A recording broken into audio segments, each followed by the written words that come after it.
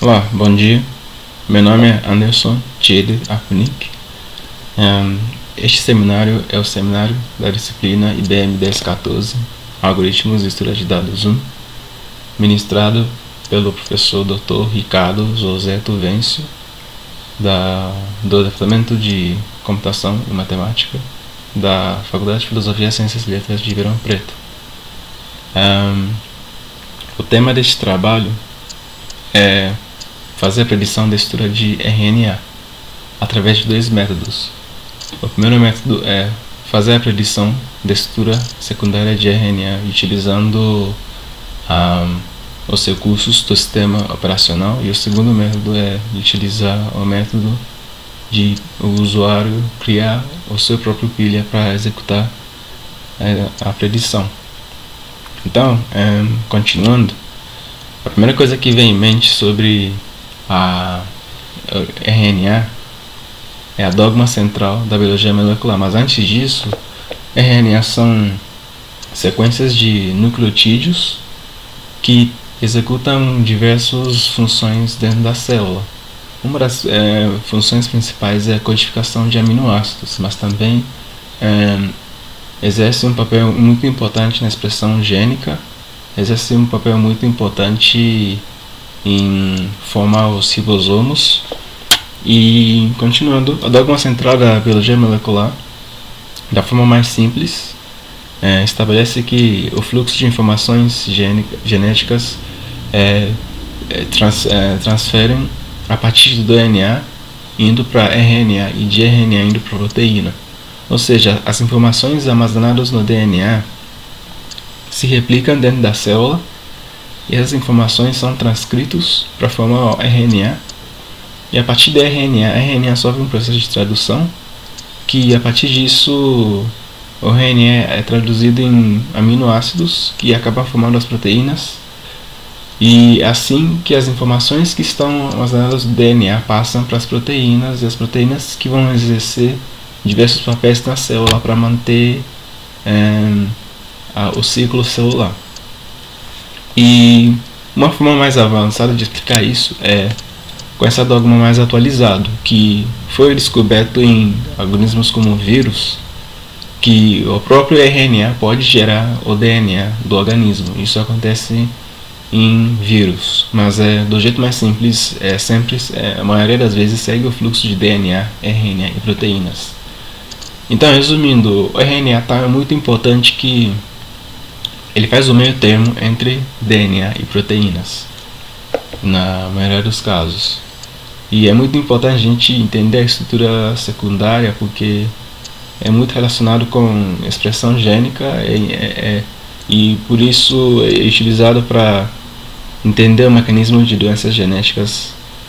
Então é de grande relevância a gente entender a estrutura secundária de RNA. E existem três tipos principais de moléculas de RNA. Temos o mais famoso, que é RNA mensageiro, que atua com os ribossomos e ajuda a codificar as proteínas.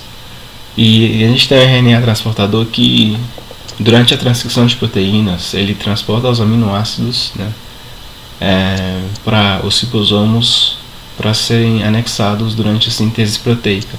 A gente tem RNA ribossômico, que forma o ribossomo da célula.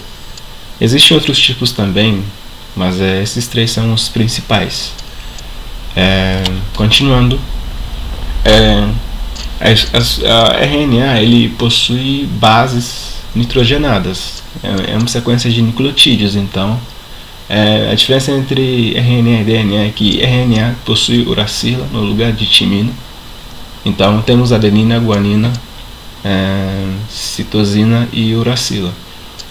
E esses bases, eles têm bases complementares. A adenina liga com uracila e guanina liga com citosina.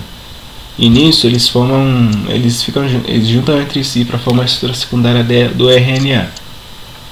Isso confere ao RNA uma vantagem de ficar num equilíbrio dentro da célula. Então é vantajoso o molécula de RNA formar uma estrutura secundária, porque fica mais estável. biologicamente falando, dentro da célula.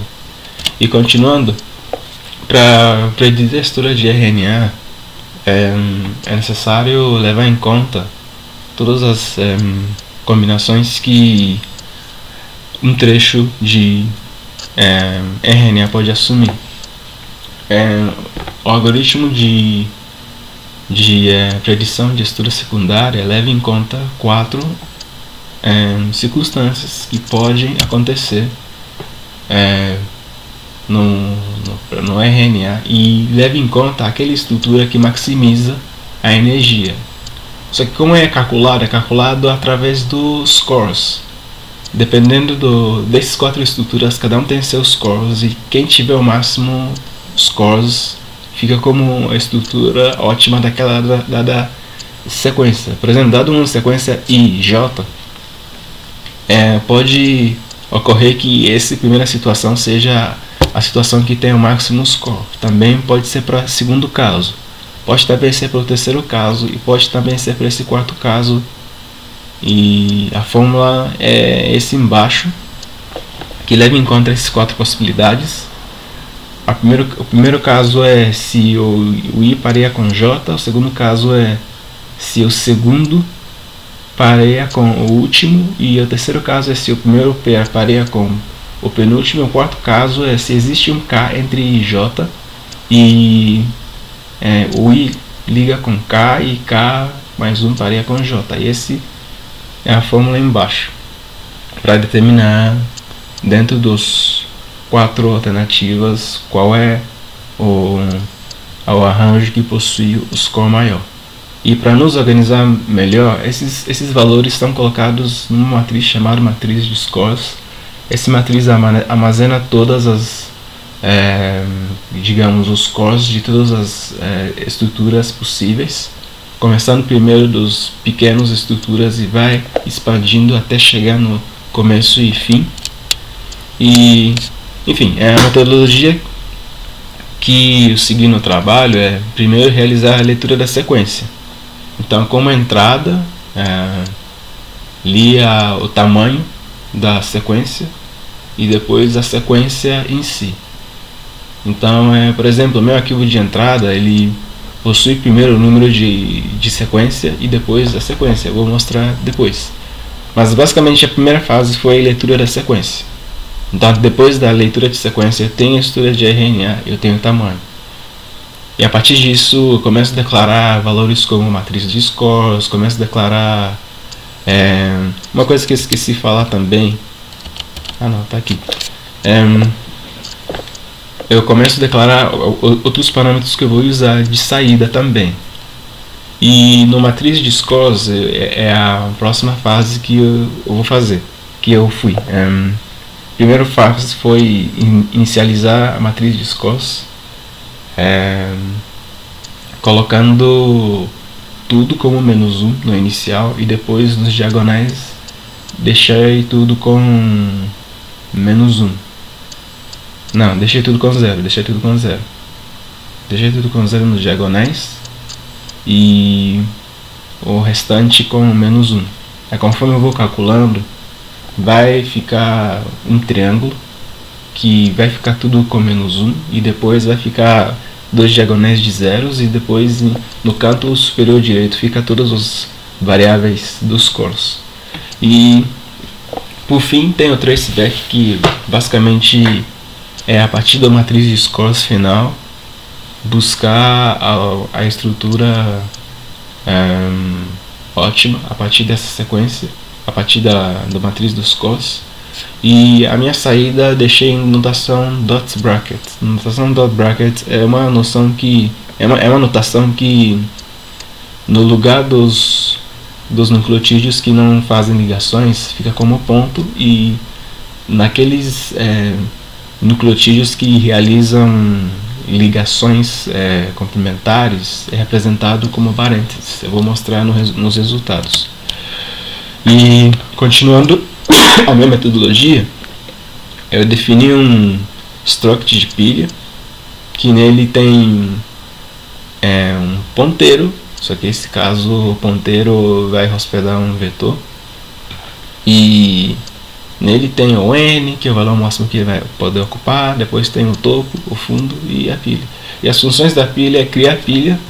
Ao criar pilha, é basicamente definir esses parâmetros iniciais e deixar o vetor com N elementos alocados dinamicamente, usando o malloc. E essa função, como está a pilha asterisco, vai retornar uma pilha para mim, de fato.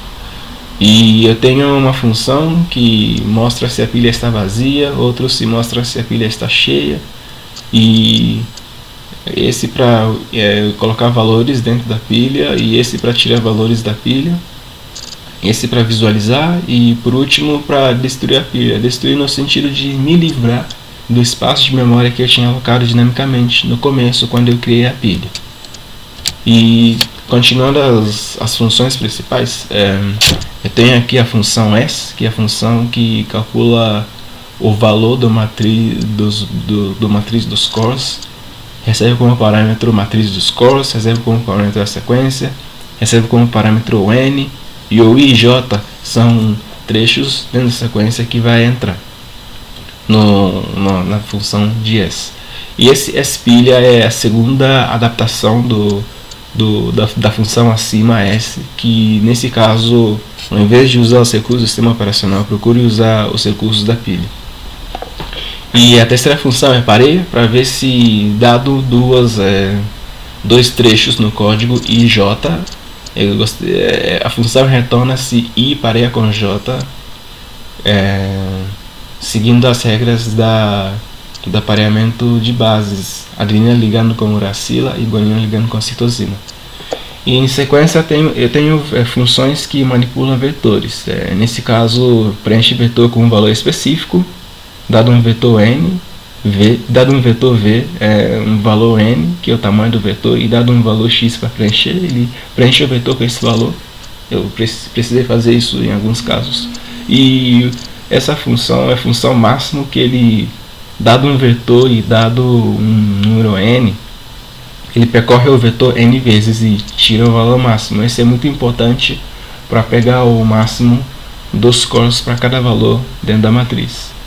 E em sequência eu tenho as funções que vão imprimir a sequência de RNA, e outra função que vai imprimir a matriz de scores, que eu chamei de matriz sec aqui. E por fim eu tenho a minha função de traceback, que recebe matriz de scores, recebe a sequência, recebe o .b seria a representação da matriz em dot brackets, porque conforme eu vou calculando o traceback, eu vou manipulando matriz de dot brackets para deixar ele da forma em notação dot brackets. E depois tem a colocar dot brackets, que é basicamente colocar parênteses onde tem ligações complementares e pontos onde não tem. E por último, imprimir a sequência e imprimir o dot bracket para mostrar melhor. E antes disso, de falar sobre os resultados, inicializei inicializei a matriz dos cores, preenchi tudo com -1, depois colocando os diagonais, e aqui no lado esquerdo dos resultados foi como eu percorri a matriz, foi nesse diagonal de cima, fiquei percorrendo até chegar no topo superior direito. Só que comecei primeiro com os trechos de distâncias menores, 1, 3, 2, 4, 3, 5, ou seja, entre 1 e 3 tem um nucleotídeo, tem uma base no meio, entre 2 e 4 tem 3 no meio.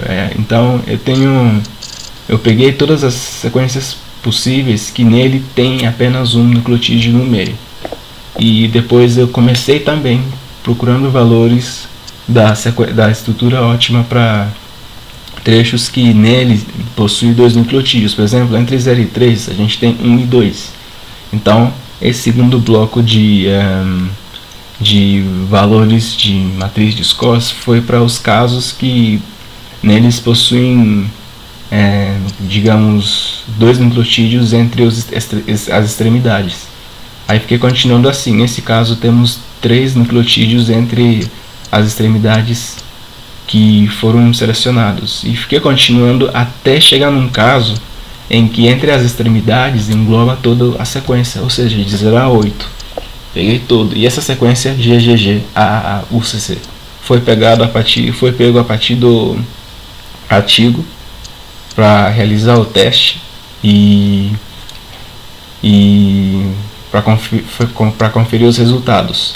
E o traceback mostra os pontos que aconteceram nas ligações, e aqui embaixo é a sequência de RNA, as ligações em dot brackets que eu tinha comentado no início nas funções. Então, nessa altura eu gostaria de mostrar um pouco as funções, como eu fiz. Está em anexo também no e-mail e tudo mais. Aqui é a minha função, é a minha arquivo de entrada. Aqui você tem o tamanho da sequência e depois a sequência em si. E aqui no main eu coloquei o include das bibliotecas de entrada e saída, de stdlib para poder executar a função de malloc, e aqui eu fiz o include das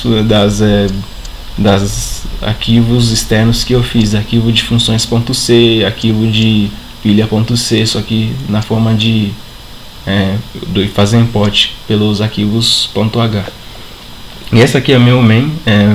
Como entrada eu escaneei o tamanho da sequência, em seguida armazenei a sequência de RNA original, imprimi e declarei a estrutura de RNA em dot bracket. A partir dessa parte comecei já declarando os parâmetros que eu vou precisar. Esse aqui é o do representação em dot bracket, e declarei a matriz de scores, e primeiramente comecei a fase de inicialização, inicializei a matriz de scores preenchendo tudo com -1 primeiro, e em sequência coloquei zeros nos diagonais, imprimi, e agora começou o método 1 de calcular a matriz de scores percorrendo a matriz diagonalmente.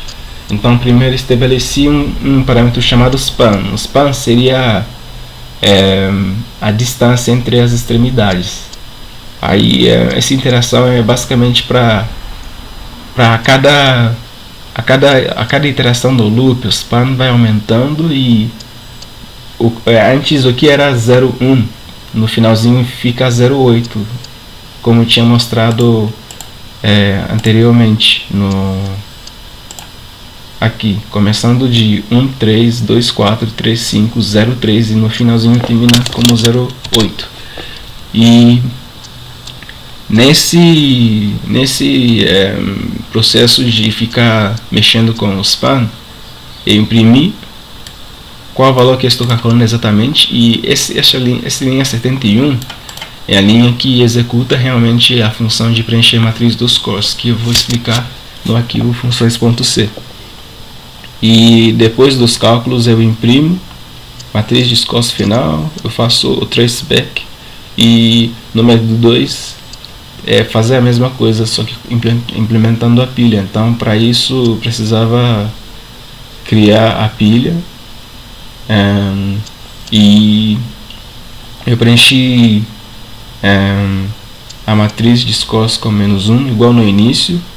Depois eu coloquei 0 nos diagonais e segui todo o mesmo. O que mudou agora é que eu fiz o processo executando essa função chamada spilha ao invés de função s normal. E as funções .c, eu fiz os imports e os includes, e a função s declarei colocando os parâmetros, matriz de scores, sequência, tamanho e j, e declarei o vetor de scores como 4, que representa as quatro alternativas. E primeiro eu preenchi 0 em todos os índices, e se nessa função, caso eu bato num dos diagonais, quando i igual a j, quer dizer que está no diagonal, i menos 1 igual a j, quer dizer que está no segundo diagonal. Então se cair nesse caso, retorna 0. E caso contrário, eu declarei uma variável chamada funções. Eu fiz um laço iterativo, que a minha intenção com essa iteração é preencher os 4 casos. Então nele coloquei um switch case e caso igual a 0, começo a manipular o primeiro índice do vetor de scores. Então o primeiro caso representa o primeiro caso da fórmula daqui mostra esse primeiro caso, ele representa, e o segundo caso representa o segundo caso na fórmula recursiva, e assim por diante. É todo implementando a fórmula recursiva. E acabou. E a mesma função com pilha, o que mudou foi basicamente criei uma pilha e com tamanho 4002. É um valor muito alto, porque quando eu executei usando os recursos do sistema operacional, lá em cima eu tinha colocado um comentário de imprimir quantas vezes fez a chamada recursiva. Aí foi um valor elevado, então eu decidi deixar a pilha alta para deixar as coisas mais seguras. E a diferença é declarar uma pilha, coloquei o i e j nele. Como a pilha segue padrão de o último a entrar é o primeiro a sair, eu coloquei o j primeiro para depois colocar i, porque na hora de fazer o pop, a primeira coisa que eu tiro acaba sendo o i, e a segunda coisa que eu tiro acaba sendo o j, pelo fato de ter colocado ji, porque é assim que funciona a pilha. O i fica no topo porque eu coloquei j e depois coloquei i.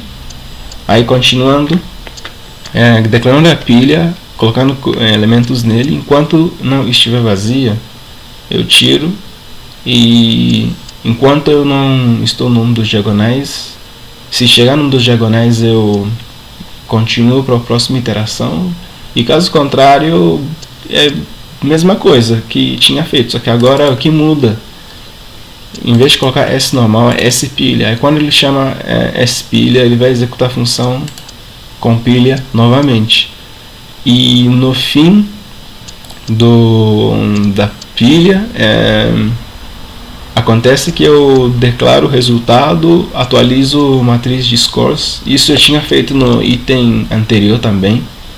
Eu retorno o resultado, só que o que difere da pilha é que se terminar o laço do while, ou seja, quando a pilha realmente fica vazio, eu destruo a pilha. Porque toda vez que eu entro na função, eu crio uma pilha, eu preencho coisas, e então eu preciso, a partir de um momento, por exemplo, quando eu estou executando essa função e entra aqui, ele cria uma nova pilha, aí depois eu preciso destruir para deixar as coisas rodarem perfeitamente. E nesse caso da função S também eu retornei o resultado. Antigamente eu costumava imprimir o estado das matrizes, mas eu decidi deixar em comentário. E continuando, eu tenho uma função chamada pareia, que é basicamente uma função de ORs. Ele pega o i e j. Se o i eu chego na sequência o índice i, que é qual nucleotídeo que é. Se A é A e B é U, quer dizer que A liga com U. Então, se A está ligado com U, ou se U pareia com A, ou se G pareia com C, ou se C liga com G, eu retorno, no caso contrário, eu retorno 0. E função máximo é percorrer o vetor n vezes para retornar o valor máximo. Função de preencher vetor é para preencher coisas, valores dentro do vetor. E imprimir sequência, fazer o printf da sequência. E matriz de scores também. E aqui o traceback. O traceback recebe como parâmetro matriz de scores, a sequência, a representação em dot bracket, porque eu vou precisar mexer. E nesse caso, para todos os casos, eu fiz com a pilha que eu criei já. Declarei a pilha, coloquei elementos nele. Enquanto a pilha não estiver vazia, ele vai realizando o traceback. O traceback funciona assim. Como eu coloquei yx, é porque quando eu tiro ele fica como xy, ou seja, como ij. E basicamente eu olho cada caso. Se o valor dentro da matriz dos cores pertence a um dos 4 casos, eu coloco como ligação e onde está ocorrendo. É como se fosse aqui no resultado. Eu tenho como matriz de scores inicial. Essa foi a ordem que eu executei. E claro, para cada item tem uma recursão no meio que executa várias vezes antes de ir para o segundo ou para o terceiro e assim por diante. E aqui o traceback, ele mostra as ligações e embaixo mostra os resultados em dot bracket. E tanto no método de sistema, usando o recurso do sistema operacional, quanto usando a pilha, ambos retornam o mesmo resultado. Só que, no meu ponto de vista, durante quando eu estava fazendo o código, o que eu descobri foi que realizar com a pilha do sistema operacional é mais fácil, porque você deixa tudo por conta do sistema operacional e você não precisa se preocupar com o tamanho da pilha, não precisa se preocupar com destruir a pilha e você não precisa se preocupar com em quais pontos você vai inserir coisas e tirar coisas da pilha. O próprio sistema operacional já cuida disso. Mas quando começa a mexer com a pilha que você criou, eu tive que levar em conta o tamanho, tive que levar em conta os pontos que eu preciso fazer as operações de pilha, e eu precisava pensar também qual o momento adequado para livrar a memória que eu tinha alocado dinamicamente. Então, ambos produzem o mesmo resultado, só que com a pilha você tem mais, com a pilha que você criou você tem uma noção do que está acontecendo. Com a do sistema parece ser um pouco de mágica, mas funciona. E essas são as referências que eu utilizei. A primeira foi o livro de Alberts de biologia celular, e o segundo é o artigo de Ed sobre como os algoritmos de RNA folding funcionam. E é isso, agradeço pela atenção e pelo tempo, e é isso, até a próxima.